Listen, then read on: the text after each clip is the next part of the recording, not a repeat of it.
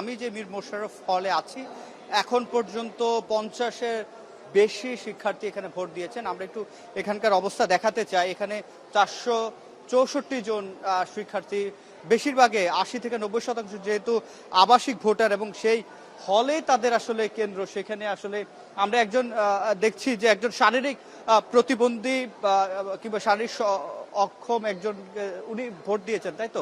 একটু জানতে চাই যে আপনি তো শারীরিক সীমাবদ্ধতা থাকা সত্ত্বেও ভোট দিতে এসেছেন, একটু আপনার অনুভূতিটা জানতে চাই। আচ্ছা, আমার ভোট দিতে পেরে আসলে খুবই ভালো লেগেছে, কারণ প্রায় 33 বছর পর এই নির্বাচনটা হচ্ছে। তো সেখানে আমি অ্যাটেন্ড করতে পেরেছি, যেখানে আমার খুবই ভালো লেগেছে। তবে আরেকটু ভালো লাগতো আমার যদি ব্যালট পেপারে ব্রেল সিস্টেমটা থাকতো, তাহলে আমি দেখে দেখে নিজের ভোটটা নিজে দিতে পারতাম। তারপরও আমি খুব এনজয় করেছি, এত বছর পর ভোট দিতে পেরে আমার খুব ভালো লেগেছে। Thank you. ধন্যবাদ আপনাকে। আমরা দেখছিলাম একজন শারীরিক সীমাবদ্ধতা থাকা সত্ত্বেও যেহেতু 3 দশক পরে এই নির্বাচনের আমেজ কতটা পৌঁছালে এমন ভোটাররাও আসেন এবং তারা এখানে ভোট দিয়েছেন।